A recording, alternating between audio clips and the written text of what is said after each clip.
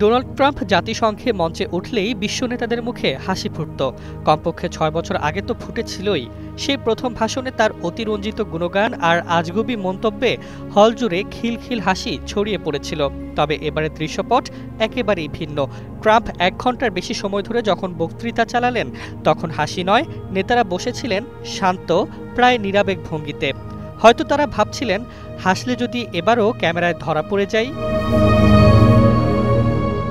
ভাষণের শুরুতেই ট্রাম্প স্বভাবসুলভ ভঙ্গিতে যুক্তরাষ্ট্রকে সোনালী সময়ের দেশ হিসেবে ঘোষণা করেন।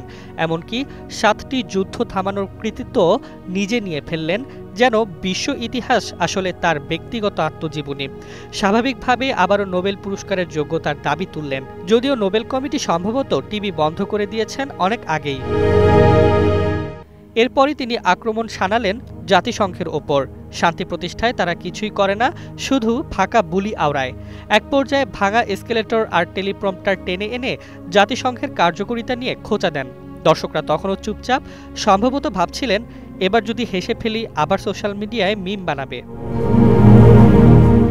ইউরোপকেও ছাড়লেন না ট্রাম্প। জলবায়ু পরিবর্তনকে বললেন সবচেয়ে বড় ধোঁকা, আর নবায়নযোগ্য জ্বালানিকে পশ্চিমা সভ্যতার কবর খোঁড়ার কাজ। অভিভাষণকে তো তিনি সরাসরি ইউরোপের আত্মঘাতী সিদ্ধান্ত আখ্যা দিলেন। তবে মজার ব্যাপার হলো, সমালোচনার মাঝেই ইউরোপের প্রতি ভালোবাসার কথা জানাতে ভোলেননি, যেন রাগী অথচ আদুরে এক খালা।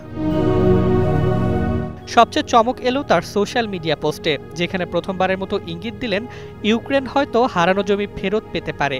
রাশিয়াকে কাগুজে বাঘ বলা হলেও যুক্তরাষ্ট্র সরাসরি হস্তক্ষেপ করবে কিনা সে বিষয়ে কৌশলে চুপ থাকলেন ট্রাম্প।